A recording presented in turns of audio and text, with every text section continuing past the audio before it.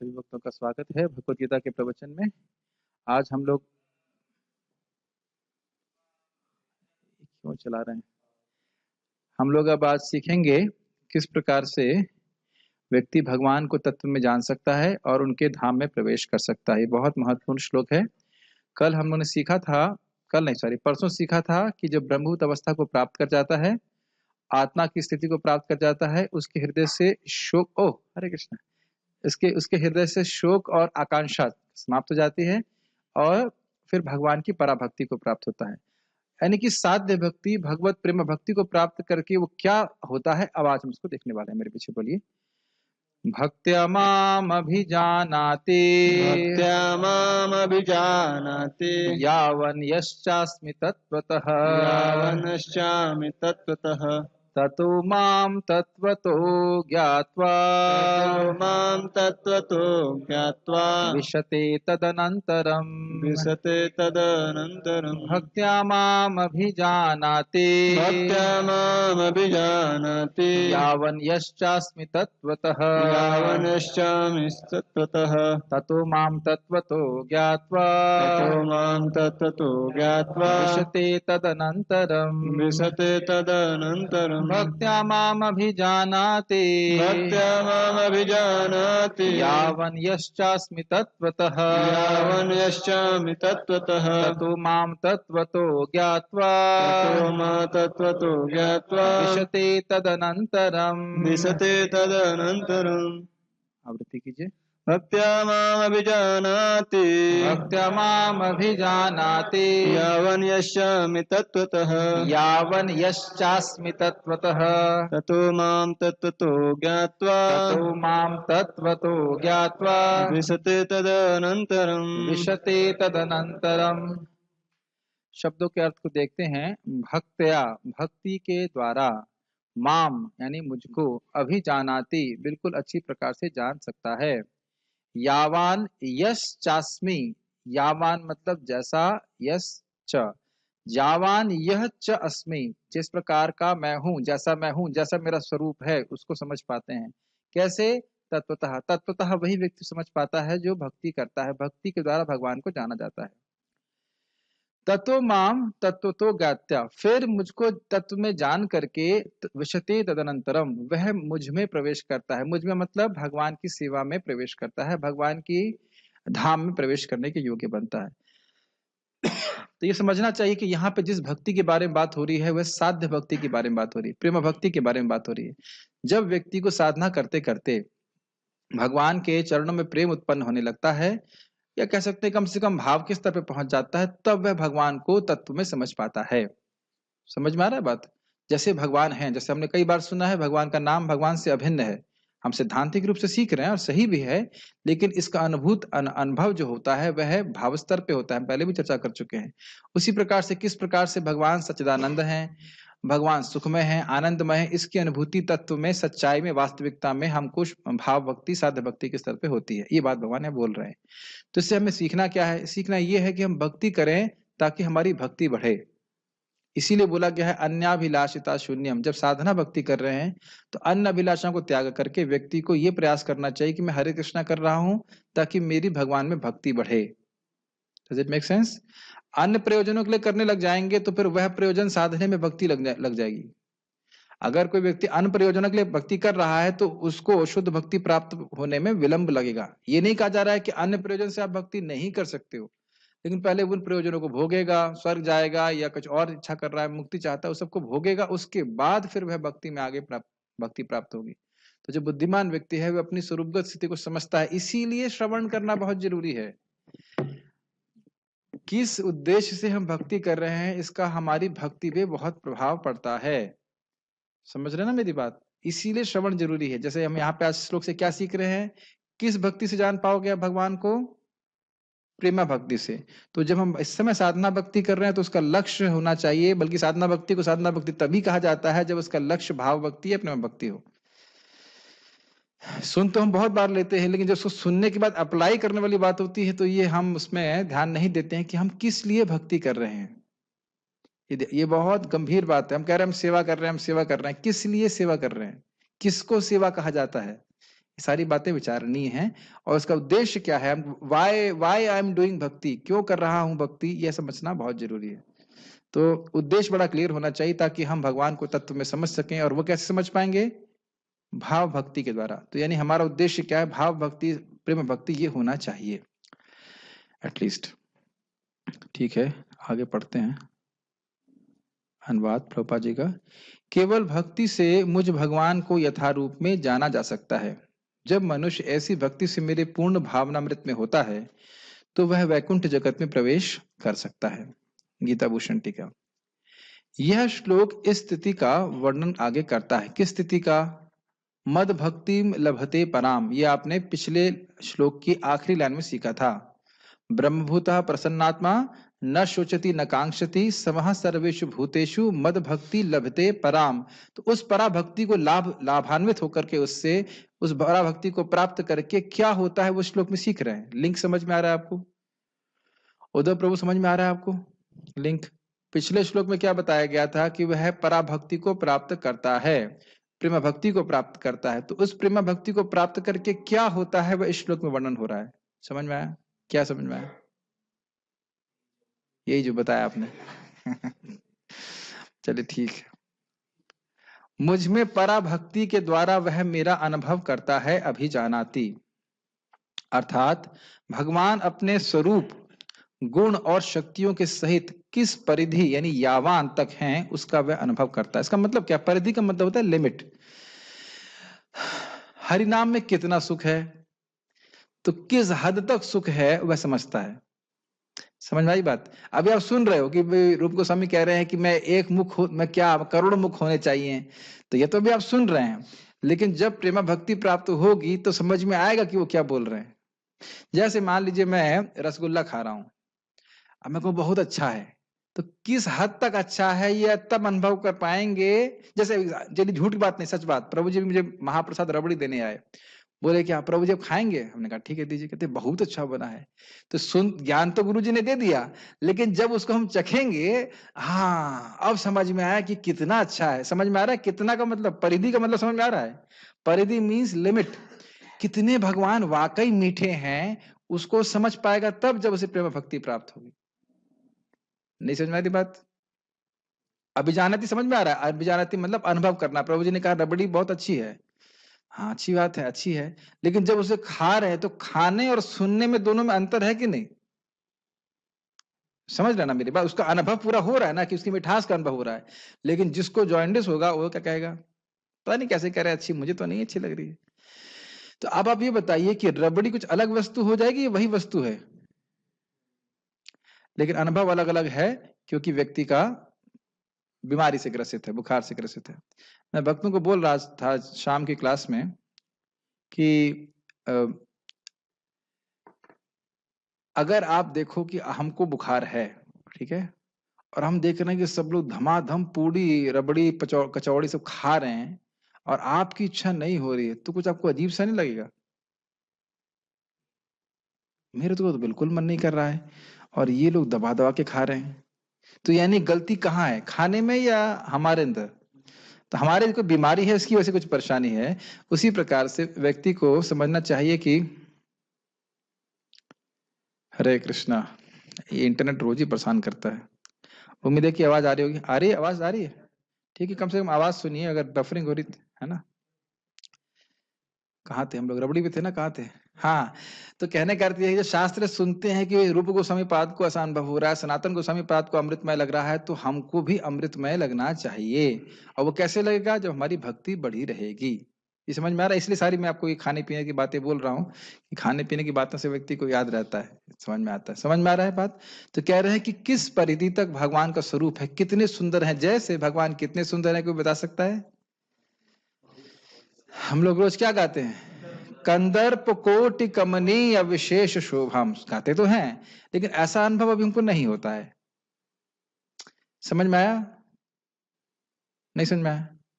अगर भगवान के रूप का अनुभव हो गया तो इस जगत के रूप में कोई आसक्ति रहेगी? तो अभी हमारी भक्ति इतनी नहीं बढ़ी है कि हम भगवान के कंदर्प कोटि कमनीय रूप का अनुभव कर सकें। भगवान तो सुंदर हैं, लेकिन हम नहीं समझ पा रहे।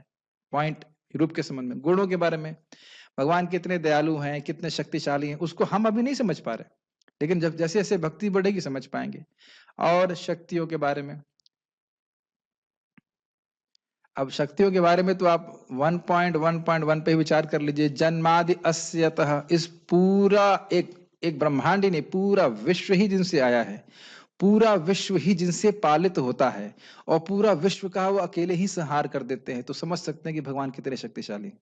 और उन भगवान ने अपनी सारी शक्तियां अपने नाम में डाल रही है, वो भी हम नहीं समझ पा रहे हैं अभी, वो भी नहीं समझ पा रहे हैं। तो जैसे जैसे भक्ति बढ़ेगी वैसे व्यक्ति भगवान भगवान अपनी महिमा को अपने भक्त के हृदय में प्रकाशित करते हैं, बड़ी हुई भक्ति के द्वारा। ठीक है, तो ये बात इसी को बोल रहे हैं यावान। यावान का मतलब है जैसे भगवान का स्वरूप है, जैसे भगवान के गुण हैं, शक्तियां हैं, उनको वह समझ पाएगा तत्वतः। जैसे प्रभुपाद जी बड़ा सुंदर एक बात कहे थे, बहुत अच्छी बात है, मुझे बार बार उसको कहने का मन करता है। प्रभुपाद जी अपने रूम में जप कर रहे थे और उनकी आंखों से निरंतर आंसू बह रहे थे। तो उनका एक शिष्य बाहर आया और उसके बोलने लगा, अमेजिंग अमेजिंग अमेजिंग, अद्भुत अद्भुत। क्या अद्भुत? तो बोले प्रभुपाद जी जप कर रहे थे और उनकी आंखों से निरंतर आंसू बह रहा था। और प्रभुपाद फिर बोले आंख खोल करके कि जो भी तुमने कृष्णा बुक में भगवान की लीला पढ़ी है और जो नहीं पढ़ी है, वह सब तुम्हें, सब स्फुरण तुम्हारे हृदय में हो जाएगा अगर तुम हरे कृष्ण मंत्र करते रहोगे तो अब अनुभव है ना, एक प्रकार का अनुभव है ना। प्रभुपाद जी को अनुभव है, शुद्ध भक्त हैं। अब हमको नहीं हो रहा है, मतलब हमारा टीवी खराब है, हमें टीवी ठीक करना है। जैसे नारद जी कहते हैं, जैसे ही मैं भगवान को कीर्तन करता हूँ तुरंत हमारे भगवान हमारे हृदय में ऐसे प्रकट हो जाते हैं जैसे बुलाया हो मैंने उनको। आहूत एवं, आहूत किया हो तुरंत प्रकट हो जाते हैं। ऐसा हो रहा है अभी हमारे संग। हमको निरुत्साहित नहीं होना है, ये समझना हमारा टीवी खराब नहीं। जैसे मान लीजिए रामायण आ रही है और बगल वाले घर में रामायण आ रही है और आपके टीवी में नहीं रामायण दिख रही, तो क्या मतलब है? रामायण तो चल रही है लेकिन हमारे हृदय में नहीं दिख रही है। तो अभी हमारा टीवी हमको ठीक करना है। निरुत्साह होने की बात नहीं, बस ये बात हुई तत्वतः समझ पाएगा जब उसे साध्य भक्ति प्राप्त होती। उसके बाद ततः मेरे रूप गुण और शक्तियों का शुद्ध भक्ति से साक्षात्कार करके माम ज्ञात्वा, जैसा मैं हूं वह मुझसे मिलता है। विशते, क्योंकि उसे ऐसा साक्षात्कार होता है। तदनंतरम, समझ में आ रही बातें? नेक्स्ट लाइन का मतलब क्या है कि जब वह इस प्रकार की प्रेम भक्ति को प्राप्त करता है भगवान को, ततो माम तत्व तो ज्ञात्वा, तत्व में समझ करके, भगवान को समझ करके वह भगवान के धाम में प्रवेश कर जाता है। भगवान इतने अच्छे हैं, भगवान इतने महान हैं, कौन इस जगत में फिर रहना चाहेगा? बताइए, कौन रहना चाहेगा? जब कोई व्यक्ति किसी शहर में प्रवेश करता है तो ऐसा प्रतीत हो सकता है कि वह उस शहर में लीन हो गया है, परंतु वह शहर नहीं बन जाता। ये क्यों बोल रहे हैं आप जानते हो? कि कभी कभी लोग विशते तदनंतरम का अर्थ ये करेंगे कि वह भगवान में जाकर के लीन हो जाता है, जो कि भारत में मुख्य फिलॉसफी है। जीवन का उद्देश्य क्या है? कि आत्मा परमात्मा में लीन हो जाए। लीन तो करना है हमको, लेकिन किन को लीन करना है? अपनी अन्याभिलाषिताओं को लीन करना है। कृष्ण के सुख को, सुख विधान करने के अलावा जो भी हमारी इच्छा है उसको जीरो करना है। खुद को जीरो कर सकते हैं क्या? अमरनाथ प्रभु, अमरनाथ, अमरनाथ, तो वी आर अमर। क्या आत्मा मर सकती है? मर सकती है? आत्मा मर सकती है? आत्मा नहीं मर सकती है। तो आत्मा नहीं मर सकती, आत्मा को नष्ट नहीं कर सकते। तो आत्मा को नष्ट नहीं कर सकते तो आत्मा की इच्छाओं को नष्ट कर सकते हैं? आत्मा की इच्छाओं को भी नष्ट नहीं कर सकते, लेकिन आत्मा की जो अन्य इच्छाएं हैं, और उस पर बहुत सुंदर आज मैं सुबह समझा रहा था, मतलब मैं नहीं समझा रहा था, प्रभुपाद समझा रहे थे, मैं तो रिपीट कर रहा था कि माया ने कृष्ण को जीव भूला हुआ है, इसलिए माया उसको गले से बांधी हुई है। जैसे पशु को बांधते हैं ना, और खींच रहा है, पशु वहां जाना नहीं चाहता लेकिन उसको गले से बांध के खींचा जाता है।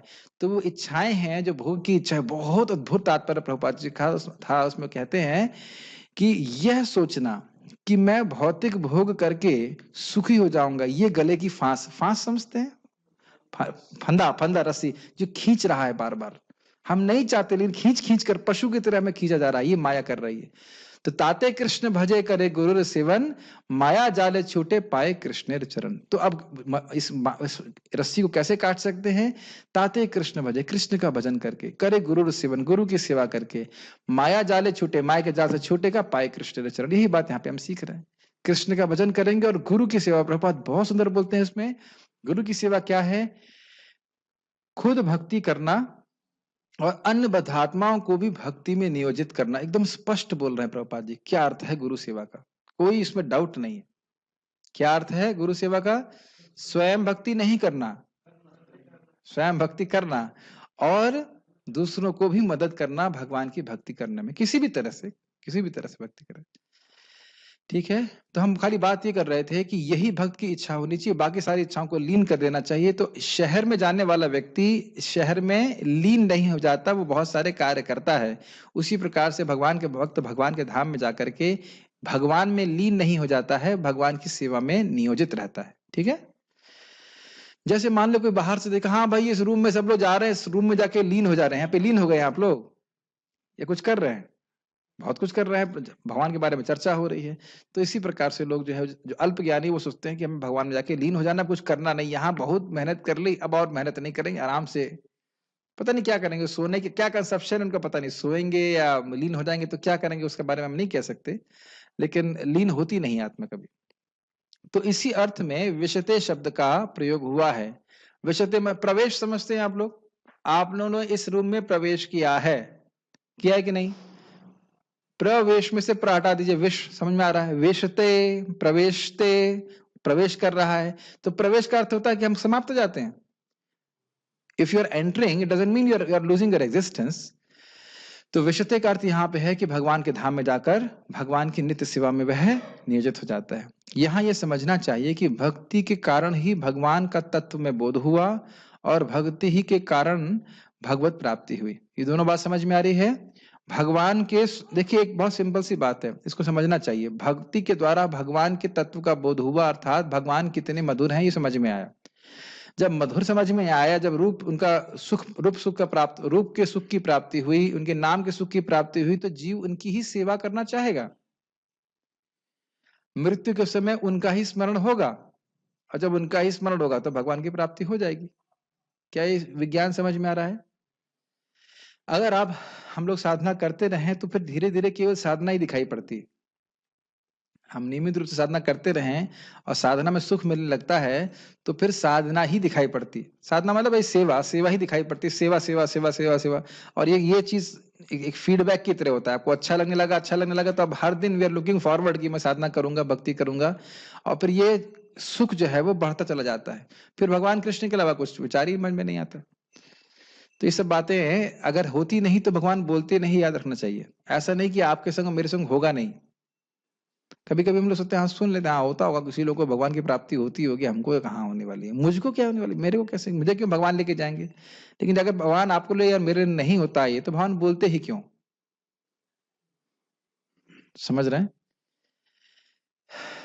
ठीक है, ऐसा पहले के श्लोकों से भी समझा जा सकता है। भक्त्या तो अनन्या शक्य, ये 11.54 का 54 है ना, 54 भगवान ने बोला था कि भक्ति, अनन्य भक्ति के द्वारा ही तुम मुझको समझ सकते हो। अनन्य भक्ति का अर्थ क्या है? भक्ति ही मेरा साधन है और भक्ति ही मेरा साध्य है। उसका अर्थ समझते हैं? भक्ति का ही आश्रय ले रहा हूं साधन के रूप में, ताकि मैं परफेक्शन को प्राप्त करूं। और मेरा परफेक्शन क्या है? भगवान के चरणों में प्रिय भक्ति। यह समझना चाहिए कि और किसी साधन से आप भक्ति प्राप्त नहीं कर सकते, केवल भक्ति करके ही होता है। जैसे हरा आम ही पका आम बन सकता है, करेला आपको, ऐसा नहीं कि करेला आप कहीं बो देंगे और वो आम, वो पका हुआ आम बन जाएगा, ऐसा हो सकता है? ऐसा नहीं हो सकता है। हरा आम ही परिपक्व होकर के पीला आम बनता है, पका हुआ आम बनता है। Does it make sense? Yes. तदनंतरम का अर्थ है इसके बाद, अतः इस, जैसे आप सुनेंगे कालांतर में, कुछ काल के बाद। तदनंतरम का अर्थ क्या हुआ? इसके बाद, इस प्रकार की भक्ति को प्राप्त करके, भगवान को जान करके, ये तदनंतरम का अर्थ है। अतः इस वाक्य का अर्थ है कि मेरे रूप, गुण और विभूतियों को तत्व में अनुभव करके, और केवल इसके बाद ही वह मुझसे मिलता है। तो यानी कि अर्थ ये होगा कि जब भगवान की साध्य भक्ति प्राप्त होती है, तभी वह भगवान के पास जाने के योग्य बनता है। तो आप में से कुछ लोग निराश हो रहे होंगे, अरे प्रेमा भक्ति, प्रभु जी वो तो करोड़ों जन्म दूर लग रहा है, हमको तो नहीं लग रहा है कि भी हम निष्ठा तक भी पहुंच पाएंगे। हमारे पास एक बहुत बड़ा अस्त्र है श्रील प्रभुपाद जी। भले ही हमें कृष्ण प्रेम प्राप्त न हो, उनको संतुष्ट करने का हमने प्रयास किया जीवन में, तो उनकी कृपा से हम भगवत प्राप्ति कर सकते हैं, ये ध्यान देना चाहिए। प्रभुपाद जी बोले थे, मुझे आध्यात्मिक जगत का बैक डोर पता है। बैक डोर समझते हैं आप? पीछे वाला दरवाजा पता है। तो प्रभुपाद की कृपा से सब कुछ हो जाता है। जैसे हमने कई बार व्याख्यान इस पर किया है इस तरह से कि जैसे हमारे कृष्ण हॉल में व्यवस्था रहती है कि इस दरवाजे से केवल ब्रह्मचारी जाएंगे, लेकिन अगर इंचार्ज वहां खड़ा है और उसका कोई मित्र है, भले ही वो ब्रह्मचारी ना हो या प्रभुपाद जी का शिष्य ना हो, लेकिन उसके संबंध से व्यक्ति को वहां से जाने का मौका मिल जाता है। देखे कि नहीं देखे? बहुत बार होता है। तो इसीलिए प्रभुपाद जी बोलते थे कि never leave ISKCON, never leave ISKCON, ISKCON को कभी मत छोड़िए। और ये बोलना बहुत आसान है, करना बहुत मुश्किल है, क्योंकि देखिए उस भक्त ने कितना खराब बर्ताव किया, मेरे को 2 रोटी कम दी, अब मैं इस्कॉन में नहीं रह सकता। बहुत छोटी छोटी बात पे लोग इस भक्ति को छोड़ देते हैं, भक्तों को छोड़ देते हैं। इस पे हमारे हल्दर महाराज बड़ा अच्छा कमेंट करते हैं, अरे इस्कॉन बहुत खराब है। तो बोले, तुम्हारा एक भक्त से झगड़ा हो गया है तो तुम पूरी संस्था को गाली दोगे? अरे एक भक्त से झगड़ा हो गया, तुम्हारे इस्कॉन, क्या तुम्हारा झगड़ा इस्कॉन के सारे भक्तों से हो चुका है? ऐसा हुआ है क्या? हो सकता है? बताइए, सारे भक्तों से झगड़ा कर सकते हैं हम? हो सकता है किसी एक भक्त से झगड़ा हो जाए, तुम्हारा एक भक्त से नहीं बनता है तो ठीक है, कोई दूसरे भक्त संग दोस्ती कर लो। इसका अर्थ यह तो नहीं कि हम इस्कॉन को पूरा खराब बोल देंगे। प्रभुपाद जी बोलते थे, आई एम इस्कॉन, समझ रहे हैं? I am ISKCON. तो भक्ति को कृष्ण भावना में रह करके, प्रभुपाद जी के अनुगत्य स्वीकार करके, उनके भक्तों का अनुगत्य स्वीकार करके भक्ति करना चाहिए और बड़ी आसानी से भगवत प्राप्ति कर लेगा। जैसे 2 एग्जाम्पल आपको दूंगा। महाप्रभु का अभिषेक हो रहा था श्रीवास ठाकुर के यहाँ, और एक माता जी, उनका नाम था दुखिया, वह केवल जल लेके आ रही थी, गंगा जी का जल ला रही थी और महाप्रभु का अभिषेक नहीं कर रही थी। तो महाप्रभु बड़े नम्र भावना में सेवा कर रही थी। तो महाप्रभु ने पूछा, ये कौन है? लगा, इसका नाम दुखिया है। कहता, ये कैसा नाम है? इसका नाम आज से सुखिया है। और तुरंत उसको कृष्ण प्रेम दे दिया श्रीवास ठाकुर की सेवकों की सेवा में। कल प्रश्न आ रहा था कि हम तो भगवान के सेवक हैं, तो हमें सेवकों का सेवक क्यों बनना है? क्योंकि बड़ी आसानी से कृष्ण प्रेम मिल जाता है। उसी तरह एक मुसलमान था श्रीवास ठाकुर जी के यहाँ पे, वो तो भक्ति भी नहीं कर रहा था, वह कपड़े सिलता था श्रीवास ठाकुर के, और उसको भी महाप्रभु ने अपना षड्भुज रूप दर्शन कराया। और कहता है, देखी मुंह देखू, मैंने देख लिया ऐसे करके।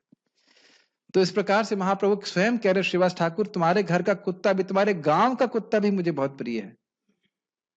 तो इस प्रकार से एक महान वैष्णव का अनुगत्य में रहकर हम भक्ति करेंगे, तो भले ही इतनी शुद्ध भक्ति हम इस जीवन में ना प्राप्त कर सकें, फिर भी प्रभुपाद की कृपा से हम भगवत प्राप्ति कर सकते हैं। ठीक है? अथवा तद अनंतरम का अर्थ हो सकता है केवल उस भक्ति को लेकर के। बहुत अच्छा अर्थ है, प्लस ध्यानपूर्वक सुनिएगा, पढ़ूंगा फिर बताता हूं। तो पूरे वाक्य का अर्थ होगा कि मुझको शुद्ध भक्ति के द्वारा तत्व में जानकर और उस भक्ति के साथ वह मुझसे मिलता है। इसका अर्थ समझ में आया? भाई कोई व्यक्ति अगर शरीर छोड़ता है तो साथ में क्या लेके जाता है? कुछ साथ में लेके जा रहा है। लेकिन यहां क्या कह रहे हैं, भगवान की बढ़ी हुई भक्ति से वह भगवान को समझता है, पॉइंट नंबर 1, और उस भक्ति को लेकर के वह शरीर त्यागता है और उस भक्ति के साथ भगवान के धाम जाता है। समझ में आई बात? कितना सुंदर अर्थ है ना? जो भक्ति, यानी कि मान लीजिए आपकी साख्य भक्ति है, साख्य भाव है, तो साख्य भाव को लेकर के भगवान के धाम जाएंगे। अगर माधुर्य भाव है तो माधुर्य भाव लेकर के जाएंगे। किसी का वात्सल्य भाव है तो जैसी जैसी जिसका भाव है, उस भक्ति को हृदय में धारण करके वह भगवान के धाम जाएगा। समझ में आया? कितना सुंदर अर्थ है भगवत गीता के। देखिए कि श्लोक का कितना गंभीर अर्थ है। समझ में आ रहा है मैं क्या कह रहा हूं? एक तो अर्थ हुआ कि भगवान को जानेगा और उसके बाद भगवान के धाम में प्रवेश कर जाएगा, सीधा अर्थ। दूसरा क्या है? भगवान को जानेगा और जिस भाव में वो भगवान को समझा है, जैसे हम लोग दामोदर अष्टकम गा रहे हैं तो हम समझ सकते हैं वात्सल्य भाव से लगता है, वो हमेशा गोपाल बालक के रूप में कृष्ण को देखना चाहते हैं, तो वैसी भक्ति को लेके ही भगवान के धाम जाएगा। जिस भाव को उसने जागृत किया है, जो उसके भाव हृदय में है, जागृत हुआ है, वही भाव लेके भगवान के पास जाएगा। वेदांत सूत्र के रचयिता के द्वारा ऐसा कहा गया है कि मुक्ति के बाद भी भक्ति रहती है। अप्रयाणात् तत्रापि ही दृष्टम, ऐसा शास्त्र के द्वारा प्रमाणित है कि मुक्ति यानी अप्रयाणात, आपने सुना होगा प्रयाण काले पिचतः तथा, प्रयाण काल मतलब मरने के बाद, तो अप्रयाण मतलब मरने के बाद भी या मुक्ति प्राप्त करने के बाद भी तत्रापि भक्ति रहती है, क्योंकि ऐसा शास्त्र प्रमाण है ही दृष्टम, शास्त्र में देखा जाता है। यानी कि इसका अर्थ क्या है? इसका अर्थ यह है कि ऐसा नहीं है कि मुक्ति के बाद आत्मा का अस्तित्व नष्ट हो जाता है, अपितु उसका व्यक्तित्व रहता है, वह भगवान के धाम में रहता है और भगवान के धाम में रह करके उनकी वह सेवा करता है। ये बात बोल रहे हैं। आप लोगों को बहुत आसानी से समझ में आ रहा है क्योंकि प्रभुपाद ने कृपा करके इस तरह से समझाया है कि हम समझ पा रहे हैं। नहीं तो बाहर की दुनिया में सभी लोग अपने को जीरो कर देने का प्रयास करते हैं। बाहर की दुनिया में जो लोग भी तथाकथित आध्यात्मवादी हैं, उनके हिसाब से मुक्ति के बाद क्या करना है? कुछ नहीं करना है, बस अब खत्म। जिन साधकों ने भक्ति के द्वारा अविद्या का नाश कर लिया है, उनके लिए भक्ति का स्वाद बढ़ता जाता है। जिस प्रकार जो मिश्री खाते हैं उनका पित्त का रोग समाप्त हो जाता है और मिश्री मीठी लगने लगती है। ये लाइन समझ में आई आपको? इसमें दो इंटरेस्टिंग बातें हैं। जिन लोगों का अविद्या अभी है, वह भक्ति किस लिए कर रहे हैं? अविद्या नाश हो जाए, भक्ति बढ़े और अविद्या नाश होते चली जाए। और जिनका अब नष्ट हो गया है, उनके लिए तो केवल ये अमृतमय है। अभी हमारे लिए थोड़ा सा ये दवा के रूप में है, लेकिन जिन लोगों की अविद्या नष्ट हो गई है, उनके लिए तो भक्ति केवल अमृतमय है, सुखमय है। उसके बस भक्ति बढ़ती जाती है। भक्ति कब तक बढ़ती रहती है?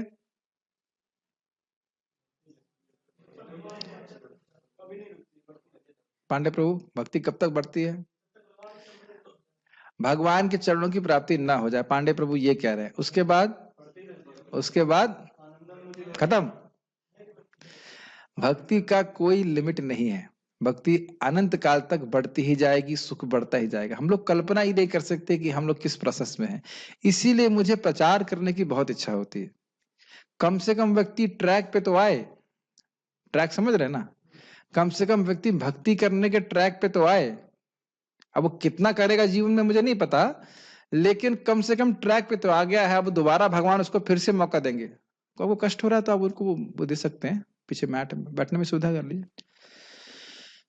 या उनको कुछ वो दे सकते हैं, गद्दी अगर होगी पीछे रखी, कोई गद्दी यूज कर रहा है, आप प्रभु उनको दे दीजिए, थोड़ा बैठने में दिक्कत है ना, दिस डिवोटी आप अपना इनको गद्दी दे दीजिए बैठने के लिए, ठीक है?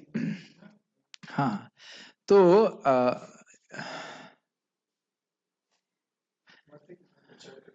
इसी संबंध में भक्त बता रहे थे, humility has no lower limit and tolerance has no higher limit, upper limit. बहुत अच्छा एक भक्त ने बोला था। खैर, तो हम कह रहे हैं इस प्रकार से भक्ति बढ़ती जाती है और मधुर लगने लगती है। जो इस गुह्य ज्ञान को जानते हैं, उनका यही निष्कर्ष है। इस प्रकार सनिष्ठ की साधना और साध्य की प्रक्रिया का वर्णन हुआ। सनिष्ठ का मतलब था निष्काम कर्म योग करेगा, उसके बाद ज्ञान योग करेगा, फिर अष्टांग योग करेगा, फिर उसके बाद भक्ति करेगा, फिर भक्ति करके पराभक्ति को प्राप्त होगा, फिर शुद्ध भक्ति को प्राप्त होगा और भगवान की प्राप्ति करेगा। तात्पर्य, भगवान श्री कृष्ण तथा उनके स्वांशों को न तो मनोधर्म द्वारा जाना जा सकता है, न ही अभक्तगण उन्हें समझ सकते हैं। मनोधर्म का मतलब क्या होता है? स्पेकुलेशन। अब कोई कहे कि भाई भगवान का ये आम और आम करने से आम तो नहीं खा लोगे, तो राम राम करने से राम का अनुभव कैसे हो जाएगा? इसे कहते हैं मनोधर्म। ये इस तर्क का शास्त्र में कोई आधार नहीं है। शास्त्र जो बात बोल रहा है उसको बिना तर्क किए स्वीकार करना चाहिए। आम का नाम आम नहीं है, राम का नाम राम है। वाच्यम वाच्यकम इति उदेत भवतो नाम स्वरूप द्वयम। वाच्य और वाचक, वाचक है भगवान का नाम और वाच्य है भगवान। वाच्यम वाचकमित्यभिदेति भवतो नाम स्वरूप द्वयम। ये भगवान के नाम के दो स्वरूप हैं, एक वाच्य यानी भगवान स्वयं और वाचक मतलब भगवान का नाम। ये दोनों अभिन्न है, एक ही वस्तु है। यदि कोई व्यक्ति भगवान को समझना चाहता है तो उसे शुद्ध भक्त के पथ प्रदर्शन में शुद्ध भक्ति ग्रहण करनी होती है, अन्यथा भगवान संबंधित सत्य या तत्व उससे सदा छिपा रहेगा। ये बहुत सुंदर बात है। देखिए, जो व्यक्ति शुद्ध भक्त को प्राप्त है, शुद्ध भक्ति को प्राप्त है, अब एक शुद्ध भक्त का आश्रय लिया है, उसने शुद्ध भक्ति को प्राप्त है, तो उसके हृदय में भगवत संबंधी अनुभव वह प्रकट रहता है। सवेद धातुम पदवीं परस्य बहुत सुंदर श्लोक था, अभी याद नहीं आ रहा। सवेद धातुम पदवीं परस्य रथांग पाणे, ऐसे करके बोलते हैं। यो मायया संततया अनुवृत्त्या, श्लोक बहुत सुंदर है, अभी मन में नहीं आ रहा है, लेकिन वो कह रहे हैं कि सवेद धातुम पदवीं परस्य, उन विधाता की, उन भगवान की पदवी जो प्रकृति के परे है, वही जान सकता है। कैसे भगवान है? कहते हैं रथांग पाणे, जिन्होंने रथ के अंग यानी चक्र को अपने हाथ पे धारण किया हुआ है। कौन व्यक्ति? य अमाया, जो निष्कपट भाव से, संततया निरंतर, और अनुवृत्तिया अनुकूल भाव से कृष्ण का भजन करता है। भजेत पाद, भजेत पाद, भजेत पा भजेत पाद सरोज गंधम, भगवान के चरण कमलों की जो निकलने वाली गंध है, उसका जो भजन करता है निष्कपट भाव से, निरंतर भाव से और अनुकूल भाव से, वह भगवान की पदवी को समझ सकता है। सवेद धातुम पदवीं परस्य दुरंत वीर्यस्य रथांग पाणे, यो मायया संततयानुवृत्त्या भजेत तत्पाद सरोज गंधम। ये बहुत सुंदर श्लोक है। दिस आई थिंक 1.2.38, बहुत सुंदर श्लोक है। स्वयं सूत गोस्वामी बोल रहे हैं। तो इतना आसान नहीं है भगवान को समझ पाना, लेकिन जो एक शुद्ध भक्त है, वो इस प्रकार से भजन किए हैं, इसलिए उनको भगवान का अनुभव हृदय में है, तो वो बता सकते हैं कि किस प्रकार से भगवान की भक्ति करो। और उनके मार्गदर्शन में जब हम भक्ति करते हैं, जैसे प्रभुपाद जी ने बताया, मंगल आरती करो, जप करो, भागवतम सुनो, भगवत गीता सुनो, तो उस प्रकार से हम जब करेंगे तब भगवान को धीरे धीरे करके हम समझ पाएंगे। ठीक है। जैसा कि भगवत गीता में कहा जा चुका है, नाहम प्रकाशः सर्वस्य, मैं सबों को समक्ष प्रकाशित नहीं होता। केवल पांडित्य या मनोधर्म द्वारा ईश्वर को नहीं समझा जा सकता। बहुत सुंदर इसमें उदाहरण है देवानंद पंडित जी का। देवानंद पंडित भागवतम पे प्रवचन करते थे और बहुत विरक्त भी थे, लेकिन भगवान के भक्तों की शरण नहीं लिए थे। तो महाप्रभु उनसे बहुत क्रोधित थे, कहते तुम भागवत तो पढ़ रहे हो, लेकिन तुम भागवत का सार नहीं समझ पा रहे हो, जो शुद्ध भक्ति है। तो क्यों नहीं समझ पा रहे? क्योंकि भगवान के भक्तों की शरण ग्रहण नहीं करी थी। तो इसीलिए यहाँ पे समझना चाहिए कि केवल पांडित्य मात्र से हम नहीं समझ सकते। एक डिवोटी बता रहे थे, संस्कृत में शायद एमए है, पता नहीं कितना, बहुत कुछ पढ़ चुके हैं। कह रहे ईशो उपनिषद तो मैंने कई बार पढ़ लिया, लेकिन यह समझ में नहीं आया था कि कृष्ण भगवान है। तो प्रभुपाद जी का जब ईशो उपनिषद पढ़ा, तब मैं समझ पाया कि ये कृष्ण भगवान है। कौन से ईश की बात कर रहे हैं, कौन से ईश्वर की बात कर रहे हैं? वो कृष्ण है, तो वो समझ नहीं पाते। तो भक्त समझना चाहिए। कृष्ण को केवल वही समझ पाता है जो कृष्ण भावनामृत तथा भक्ति में तत्पर रहता है। उदाहरण समझ सकते हैं आप। मेरे रूम में एक हनी की बोतल रखी है, आप लोगों को देने वाला नहीं हूं खाली उदाहरण दे रहा हूं। तो दवा के लिए लगाया हुआ है। तो हनी की बोतल अगर ढक्कन बंद है और ऊपर से हम चाटते रहें, तो कुछ समय के बाद रस आने लगता है ना? राजकुमार, क्या विचार है आपका? नहीं आएगा। जब तक व्यक्ति ढक्कन नहीं खोले, चाहे वो कितना ही चाटे उसको, वह उसका स्वाद का अनुभव नहीं कर सकता। उसी तरह से नाहम प्रकाश सर्वस्य, कितना भी पांडित्य हो, अगर भगवान की भक्ति नहीं है, तो वह भगवान से उत्पन्न होने वाले सुख को नहीं समझ सकता। इसीलिए भागवत को मोहिनी मूर्ति से कंपेयर किया गया है। जिस प्रकार से मोहिनी मूर्ति असुरों को दे रही थी, खाली ऐसे सिंपल जल दे रही थी या जो भी दे रही हो, और देवताओं को अमृत दे रही थी, उसी प्रकार से श्रीमद् भागवत और भगवत गीता वह भक्तों को बहुत सुख देती है, लेकिन जो अभक्त उनके क्या है, इसमें कोई रुचि नहीं हो रही। इस प्रकार से ठीक है। इसमें विश्वविद्यालय की उपाधियां सहायक नहीं होती हैं। बहुत सुंदर बात है। ये तो मैंने कई बार उदाहरण दिया है। आईआईटी में एक बार मैं ऐसे लाइब्रेरी में पढ़ रहा था। मतलब मैं जब भी वहां पे जाता था पढ़ने के लिए, तो प्रभुपाद जी के ग्रंथ थे वहां पे, चैतन्य चरितामृत, भागवत, तो उसको पढ़ने लगता था। एक दिन मेरी इच्छा ऐसे, पता नहीं एकदम अकस्मात ही मैंने किताब ऐसे खोली और उसमें से कुछ जैसे खोला, तब मुझे खास पता भी नहीं था कि जीव गोस्वामी पाद कौन है। ज्यादा नहीं पता था, मतलब पता था कि महान आचार्य हैं। तो व्यक्ति बोलता है कि जीव गोस्वामी जो हैं, ये कहते हैं कि परम सत्य एक व्यक्ति हैं। मेरे को ये स्वीकारनीय बात नहीं है। अब उनको सोचो कि तुम कहाँ नीचे कहीं नाली के कीड़े, और कहाँ जीव गोस्वामी पाद भगवान के पार्षद, तुम उनके ऊपर टीका कर रहे हो। तो आप देख सकते तथाकथित रूप से वो उसके आगे बहुत सारी डिग्री लगी होंगी, लेकिन वह ये नहीं समझ पा रहा कि कृष्ण भगवान है। जबकि भागवत का पहला ही श्लोक बोल रहा है अभिज्ञ। अभिज्ञ मतलब वो सचेत व्यक्ति है। आज मैं सुबह जब मंगल आरती के लिए जा रहा था, तभी इस पे विचार कर रहा था कि भगवान इस जगत की हर वस्तु के प्रति अभिज्ञ हैं, और जब आप भजन कर रहे हैं तो उसके प्रति भी अभिज्ञ हैं। वो जान रहे हैं कि आप भक्ति कर रहे हो, वो जान रहे हैं कि आपकी इच्छाएं क्या हैं, वो जानते हैं कि आप उनके धाम की प्राप्ति करना चाहते हैं। रास्ता मार्ग वो सब स्वयं दिखाएंगे। बहुत अच्छा मेडिटेशन मेरे को लग रहा था कि अभिज्ञ, कृष्ण इज कॉन्शियस कि मैं क्या कर रहा हूं। जो व्यक्ति कृष्ण विज्ञान या तत्व से पूर्णतः अवगत है वही वैकुंठ जगत या कृष्ण के धाम में प्रवेश कर सकता है। तो स्पष्ट है, ब्रह्मभूत होने का अर्थ यह नहीं है कि वह अपना स्वरूप खो बैठता है, यह भी स्पष्ट है। अपने अस्तित्व को नष्ट नहीं करता है। भक्ति तो रहती ही है, और जब तक भक्ति का अस्तित्व रहता है तब तक ईश्वर तथा भक्त तथा भक्ति की विधि रहती है। इसका अर्थ समझ लेना चाहिए, भगवान, भक्त और भक्ति ये तीनों शाश्वत हैं। ऐसा नहीं है कि किसी समय हम शुरू कर रहे हैं, हमेशा से हमारा भगवान से संबंध है, हम भूले हुए हैं बस उसको। और जब ये भगवान के धाम में चले जाते हैं तो यही शाश्वत प्रक्रिया बनी रहती है, ये भक्ति बढ़ती जाती है, बस वही और मधुर हो जाती है। ठीक है, ऐसे ज्ञान का नाश मुक्ति के बाद भी नहीं होता है, इसका हमने पढ़ लिया था अभी। मुक्ति का अर्थ देहात्म बुद्धि से मुक्ति प्राप्त करना है। देहात्म बुद्धि में मैं क्या करता हूं? मैं सोचता हूं कि मैं शरीर हूं और शरीर को तुष्ट करने वाले कार्य करता हूं, और इससे मुक्ति का अर्थ क्या है? मैं कृष्ण का दास हूं और मुझे कृष्ण की सेवा करनी चाहिए। इस समय हम लोग शरीर की तरह कार्य कर रहे हैं कि आत्मा की तरह? इस समय हम लोग आत्मा की तरह कार्य कर रहे हैं, क्योंकि हम वह कार्य कर रहे हैं जिससे भगवान प्रसन्न होते हैं। और हम अक्सर मंगल आरती जाते हैं, जप करते हैं, ये सब कौन से कार्य हैं? आत्मा के कार्य हैं। आत्मा के कार्य समझ में आ गया ना? यस।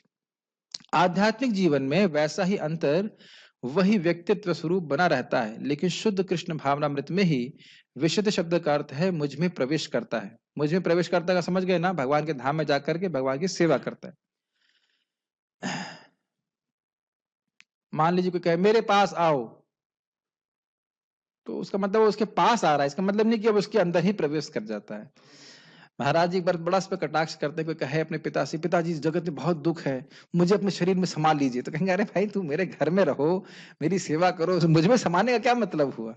तो ये सब जो है, ये सब भ्रांतियां हैं। भ्रमवश यह नहीं सोचना चाहिए कि यह शब्द अद्वैतवाद का पोषक है और मनुष्य निर्गुण ब्रह्म से एकाकार हो जाता है। कुछ लोगों को नहीं पता है, इसलिए बता रहा हूं उसका व्यक्त मतलब क्या है।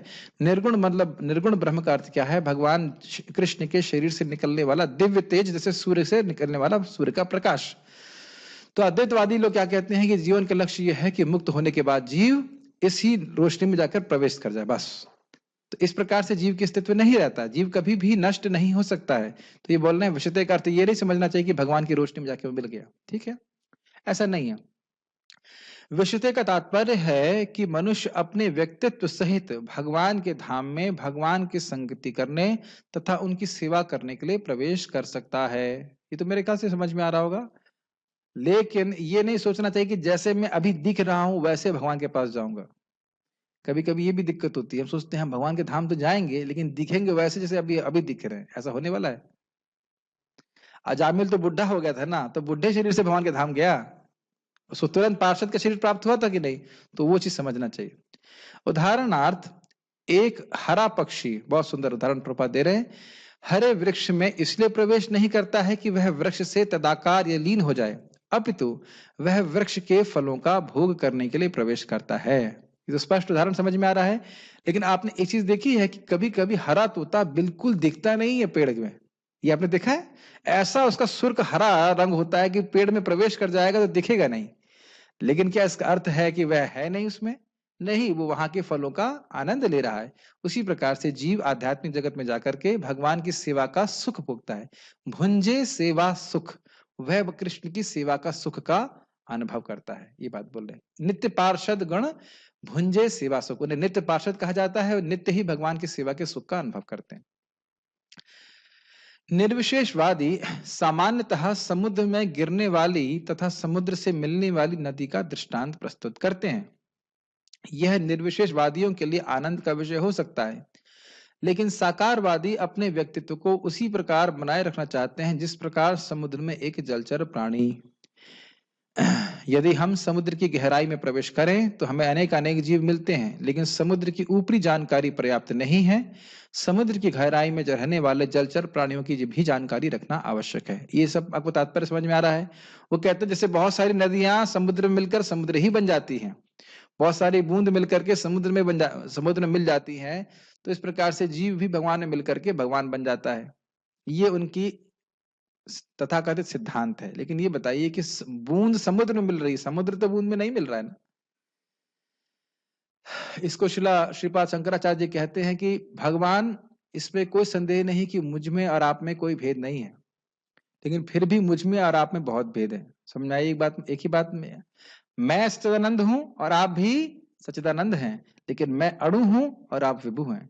जैसे तरंगो समुद्र ही तरंग है, लेकिन तरंग समुद्र नहीं ही है। समझ में आया? The ocean is manifesting as waves, but wave is not the ocean.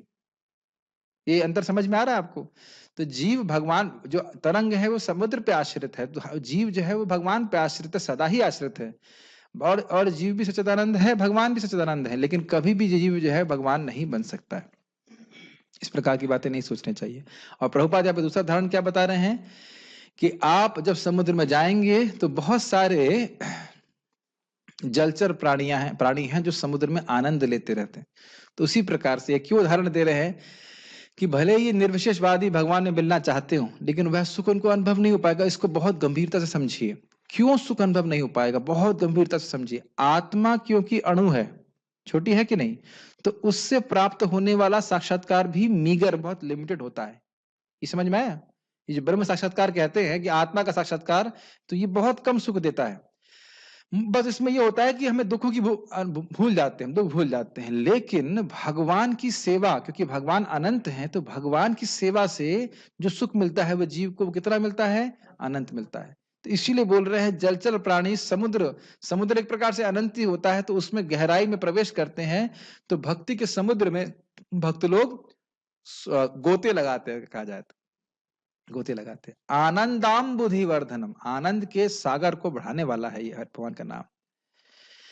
भक्त अपनी शुद्ध भक्ति के कारण परमेश्वर के दिव्य गुणों तथा ऐश्वर्यों को यथार्थ रूप में जान सकता है। ये तो मैंने पहले व्याख्या कर दिया, प्रेम भक्ति के द्वारा भगवान को समझ पाता है। जैसा कि 11वें अध्याय में कहा जा चुका है, केवल भक्ति द्वारा ही इसे समझा जा सकता है। भक्त्या तो अनन्या शक्य। इसी की पुष्टि यहाँ भी हुई है। मनुष्य भक्ति द्वारा भगवान को समझ सकता है और उनके धाम में प्रवेश कर सकता है। सब बातें स्पष्ट हैं। भौतिक बुद्धि से मुक्ति की अवस्था यानी कि ब्रह्मभूत अवस्था को प्राप्त कर लेने के बाद भगवान के विषय में श्रवण करने से भक्ति का शुभारंभ होता है। जब कोई परमेश्वर के विषय में श्रवण करता है तो स्वतः ब्रह्मभूत अवस्था का उदय होता है और भौतिक कल्मश यथा लोभ तथा काम का विलोप हो जाता है। ये बहुत अच्छी बात प्रभुपाद ने बताई यहाँ पे, क्योंकि बात बताना मैं पहले भूल गया था कि ब्रह्मभूत अवस्था व्यक्ति को प्राप्त कैसे होगी। ब्रह्मभूत अवस्था में आपने क्या सीखा था? दो मुख्य गुण क्या हैं? न शोचती न कांक्षती, और था प्रसन्नात्मा, शुद्ध आत्मा। तो देखिए, हमको शुद्ध होने के लिए और वर्णाश्रम के नियम और उस सब का आश्रय लेने की जरूरत नहीं है। चेतो दर्पण मार्जनम, भगवान का संकीर्तन करने से, इस हरे कृष्ण मंत्र को बोलने से नियमित रूप से हमारा चित्त अपने आप ही शांत साफ हो जाता है। और भवदावाग्नि निर्वापणम, ये जो भवदावाग्नि है, संसार की भोग की वासना है, ये अपने आप ही हृदय से शांत हो जाती है। कैसे शांत होती है? हरे कृष्णा कृष्णा कृष्णा हरे हरे, हरे राम राम राम हरे हरे। तो जिसको बार बार उच्चारण करते रहते हैं, सुनने का प्रयास करते रहते हैं, श्रीमद् भगवद गीता को सुनते हैं, तो भगवान स्वयं ही भोग की इच्छा को नष्ट कर देते हैं। एक बहुत बड़ा सूत्र समझिए, भगवान शृण्वताम स्वकथा कृष्णा पुण्य श्रवण कीर्तनाम हृदयंतस्थ भद्राणी विधुनोति सुरसताम। ये आपने श्लोक सुना है, लेकिन प्रभुपाद जी का तात्पर्य देखिए। कहते हैं कि कृष्ण उस भक्त के हृदय से सारी गंदगी को साफ कर देते हैं जिसने कृष्ण के बारे में सुनने की इच्छा को जागृत कर लिया है। The eagerness to hear about Krishna. तो जितना हम भगवान के बारे में सुनने के बारे में इच्छुक होते हैं, उतनी जल्दी भगवान हमारे हृदय को शुद्ध करते हैं। इसीलिए इसको प्रायोरिटी देना चाहिए। बाकी सारी जो चीजें हैं, जो भक्ति है, वो श्रवण कीर्तन के ही पीछे है। आप बार बार भागवत में देखेंगे, बार बार श्रवण कीर्तन पे ही जोर दिया गया है। और जितना हम इसका अच्छे से जोर देते हैं, अपने जीवन में रखते हैं इसको, उतना ही हमारा हृदय जल्दी शुद्ध हो जाएगा। तो समझ में आ रहा है ब्रह्मभूत अवस्था कैसे प्राप्त होगी? भगवान के श्रवण कीर्तन के द्वारा। ज्यो ज्यो भक्त के हृदय से काम तथा इच्छाएं विलुप्त होती जाती हैं, त्यों त्यों वह भगवत भक्ति के प्रति अधिक आसक्त होता जाता है और इस तरह वह भौतिक कलमश से मुक्त हो जाता है। अभी मैं कुछ कुछ भक्तों को जपा टॉक दे रहा हूँ या कुछ क्लास दे रहा हूँ, तो कुछ भक्त लोग कह रहे हैं प्रभु जी आप तो बड़ी मेहनत कर रहे हैं। हमने कहा मेहनत नहीं कर रहे हैं, हमको बड़ा अच्छा लगता है। ये मेहनत करने में बहुत सुख है। आप मेहनत करने को तो अब वो कोई रसगुल्ला खा रहा हो, कोई कहे बड़ी मेहनत कर रहे हो आप कोई चीज अच्छी लग रही तो ना उसमें मेहनत की जाती है। तो भगवान के बारे में चर्चा करना बहुत अच्छा लगता है। प्रभुपाद जी का मैं चैतन्य चरितामृत में पढ़ रहा था ये तात्पर्य में, और वहां प्रभुपाद बड़ा स्पष्ट बोलते हैं कि जब भक्त लोग आकर आपस में मिलते हैं, तो जैसे वैज्ञानिक लोग चर्चा करते हैं ना, आज हमने रिसर्च करी, आज ये किया, आज वो किया, ऐसे ही भक्त लोग आकर के भगवान के बारे में चर्चा करते हैं और कृष्ण को बहुत सुख देता है। कथयंतश्च माम नित्य तुष्यन्ति च रमन्ति च, भक्त लोग सुखी होते हैं इस बात को सुनकर के। तो ऐसे व्यक्ति के तेषामेवानुकंपार्थम अहम अज्ञानजम तमा नाश्यामि आत्मभावस्थो ज्ञानदीपेन भास्वता। ऐसे भक्त के हृदय में जो भगवान की कथा में रुचि रखते हैं, भगवान कहते हैं मैं स्वयं अंधकार को नष्ट करता हूँ, जो अविद्या रूपी अंधकार है। ठीक है, तो यहाँ पे हम तो बात यह है कि जैसे जैसे काम और क्रोध और लोभ इत्यादि नष्ट होता जाएगा, भक्ति के प्रभाव से भगवान की कथाएं बहुत अच्छी लगने लग जाएंगी। एक आसक्ति, एक व्यसन, एक ऐसी वस्तु जो हम छोड़ ना सके, ऐसी आदत बन जाएगी। लेकिन शुरुआत में हो सकता है कड़वी लगे। जीवन की उस स्थिति में वह भगवान को समझ सकता है, भगवान का प्रेम प्राप्त करके। श्रीमद् भागवत में भी इसका कथन हुआ है, मुक्ति के बाद भक्ति योग चलता रहता है। इसकी पुष्टि वेदांत सूत्र में होती है, अप्रयाणा तत्रापि ही दृष्टम। इसको तो हम लोग व्याख्या कर चुके हैं। इसका अर्थ है कि मुक्ति के बाद भक्ति योग चलता रहता है। कब तक चलता रहता है? अनंत काल तक। यस, श्रीमद् भागवत में वास्तविक भक्तिमय मुक्ति की जो परिभाषा दी गई है, उसके अनुसार यह जीव का अपने स्वरूप या अपनी निजी स्वाभाविक स्थिति में पुनः प्रतिष्ठापित हो जाना है।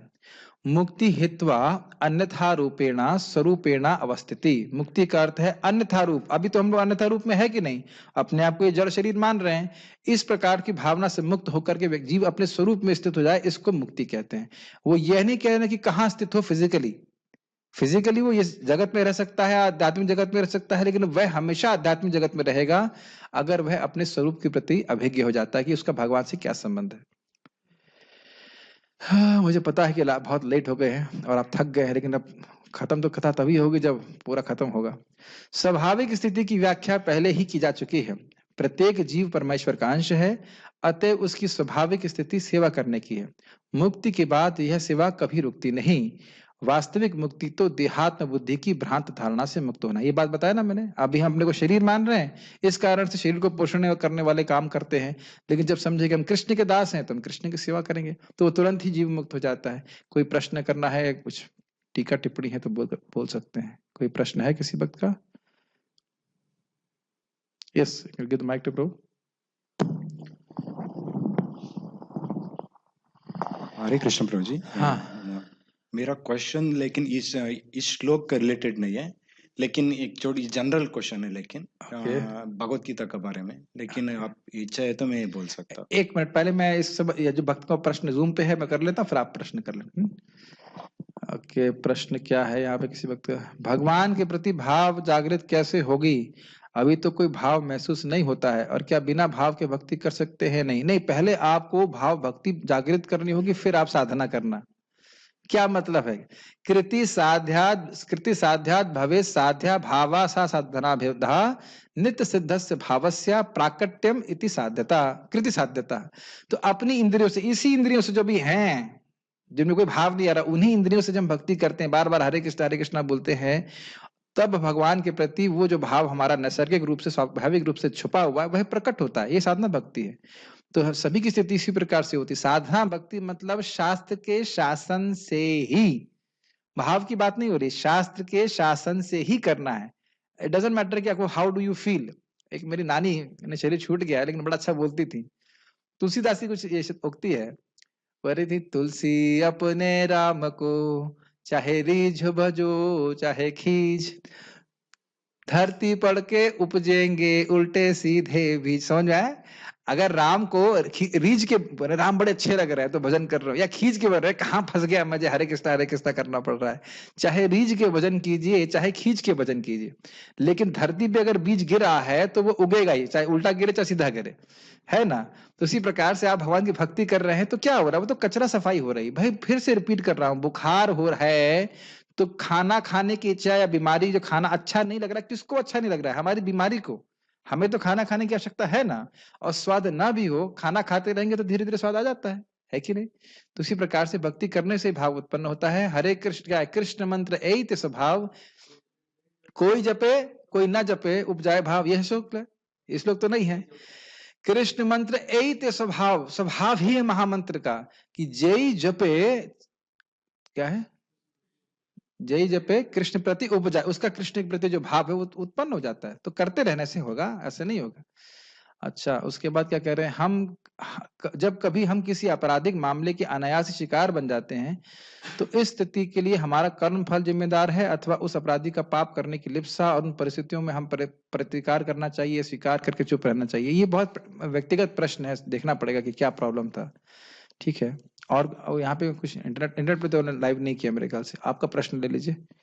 तो क्योंकि मैं एक भक्त के साथ प्रश्न, वो मुझसे बातचीत कर रहा था, वो मुझे ये प्रश्न पूछा, प्रभु जी ये जो बहुत सारे शास्त्र है बहुत अलग अलग मार्ग के बारे में बताते हैं, ऐसी भगवत गीता के बारे में ये पूछा, ये प्रवृत्ति या निवृत्ति कौन सा मार्ग के बारे में बताते हैं, प्रवृत्ति या निवृत्ति के बारे में मुझे पूछ रहा था। भगवत गीता प्रवृत्ति मार्ग के बारे में बता रही है कि निवृत्ति मार्ग के बारे में, डिपेंड करता है कौन सा चैप्टर पढ़ रहे हैं लेकिन देखिए, अगर आप वैसे देखा जाए तो भगवान को भगवत गीता में निवृत्ति मार्ग के ही बारे बात कर रहे हैं, प्रवृत्ति मार्ग के बारे में बात नहीं कर रहे हैं। हर बार भगवान क्या बोल रहे हैं, भोग की इच्छाओं को त्यागो। कभी बोल रहे हैं कि भोग की इच्छा करो, ये तो कभी नहीं बोल रहे हैं। चाहे व्यक्ति गृहस्थ आश्रम में हो, चाहे वो किसी भी आश्रम में हो, किसी भी वर्ण में हो, भगवान यही बोल रहे हैं ना, कर्मणावाधिकारस्ते मा फलेषु कदाचन, एकदम स्पष्ट बोल रहे हैं ना। तो भोग की लिप्सा को त्यागने के लिए तो भगवान स्पष्ट रूप से बोल रहे हैं। कभी भगवान बोले गीता में कि भोग करते रहो, यही स्वयं स्पर्शजा भोगा। तो प्रवृत्ति मार्ग की शिक्षा तो भगवान बिल्कुल नहीं दे रहे हैं, निवृत्ति मार्ग की दे रहे हैं, भगवान की भक्ति करने के बारे में बता रहे हैं। प्रभुपाद जी बड़ा स्पष्ट बोलते हैं कि शेयर मार्केट में भगवत गीता की बात हो सकती है क्या? क्यों नहीं हो सकती है? क्यों नहीं हो सकती शेयर के बारे में? शेयर मार्केट में आपकी दुकान पे भगवत गीता की बात होती है, क्यों नहीं होती है? क्योंकि वक्ता भी बोलने वाला नहीं है और श्रोता भी सुनने में कोई इंटरेस्ट नहीं है। तो यहाँ सीमेंट बेचने की बात होगी कुछ नहीं होगी क्योंकि श्रोता भी उसी तरह के नहीं है, श्रोता भी भक्त हैं। मुझे सीमेंट की दुकान से कोई प्रॉब्लम नहीं है, लेकिन जो स्थान है, जो श्रोता वक्ता हो, वैसी तो बात करेंगे ना। सब्जी मार्केट में गीता की बात होती है क्या? तो गीता में उसी प्रकार से क्या गीता में कोई भोग की बात हो सकती है क्या? आपको समझ में आ रहा है? तो उसी प्रकार से क्यों नहीं हो सकता, क्योंकि भगवान और भगवान के शुद्ध भक्त अर्जुन, इनके बीच में संवाद चल रहा है। Does it make sense? वो बात जो है घुमा फिरा के भक्ति पे ही, घुमा फिरा के मतलब जो भक्त है उस बात को समझ लेगा कि भक्ति के बारे में ही बात हो रही है और कोई बात नहीं हो रही। आप देखिए छठे अध्याय में सब भगवान बता रहे हैं, सब बता रहे हैं, ध्यान योग में बस लास्ट में क्या बोलते हैं, सर्वश्रेष्ठ वही है जो मेरा भक्त है। सीधी बात, पूरा छठे अध्याय में ध्यान योग के बारे में बताने के बाद क्या बोला, वो भक्त श्रेष्ठ है जो श्रद्धा से मेरा स्मरण करता है। तो हर जगह हम देखेंगे भक्ति को ही स्थापित किया जा रहा है भगवत गीता में। तो भक्ति तो पूरी निवृत्ति मार्ग ही है। और अंत में भगवान क्या बोल रहे हैं, सर्वधर्मान परित्यज्य निवृत्त, और क्या कहा जाए बताइए। ठीक है, मन मना भव मत भक्त, तो ये सब क्या है, भोगों का मार्ग तो है नहीं। ठीक है, तो निवृत्ति मार्ग ही कहा जाएगा इसको। कोई और प्रश्न यहाँ पे है क्या? तुलसी मेरे राम को, हाँ ठीक है, कमेंट आने लगे आजकल, प्रश्न नहीं करते तुम। ठीक है, यहाँ पे रुकते हैं। श्रीमद् भगवद गीता की जय, श्रील प्रभुपाद की जय।